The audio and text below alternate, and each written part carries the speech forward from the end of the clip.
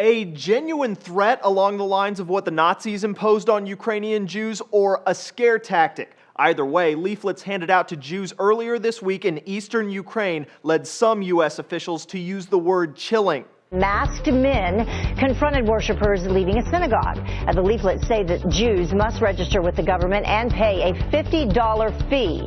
If they refuse, they'll be kicked out of the country. The contents of the leaflets are now widely distributed after Jewish organizations and the U.S. ambassador to Ukraine got their hands on them. They were originally handed out in Donetsk, which is only about 60 miles from the Russian border. It reads in part, all citizens of Jewish descent over 16 years of age and residing within the Republic's territory are required to report to the Commissioner for Nationalities in the Donetsk Regional Administration Building and register. The leaflet also tells Jewish residents they'll need to list all real estate and vehicles they own. But who's handing them out? Pro-Russian separatists or someone trying to make them look bad? Everything that we're hearing suggests that this is the real deal.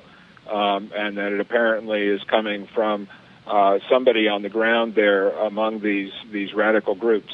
Later in that interview is when U.S. Ambassador to Ukraine Jeffrey Pyatt called the leaflets chilling and clearly meant to either stir fear or provoke fights that would justify more violence. After all, the men handing out the leaflets were wearing masks just like pro-Russian militants throughout the eastern part of Ukraine. The Daily Beast reports the leader of the separatists, whose name was on the leaflets, denied having anything to do with them. The New York Times adds Jews in eastern Ukraine are deeply distrustful of Russia getting more involved in their region, and they reacted negatively when Russian President Vladimir Putin insinuated he might have to use military force to protect Jews. Last week, the Times reported representatives of more than 20 Jewish organizations wrote an open letter to Putin saying Russian security forces encourage neo-Nazi activity. Diplomats meeting in Switzerland Thursday issued a statement aimed at de-escalating tensions in Ukraine. U.S. Secretary of State John Kerry said the diplomats unanimously condemned anti-Semitism.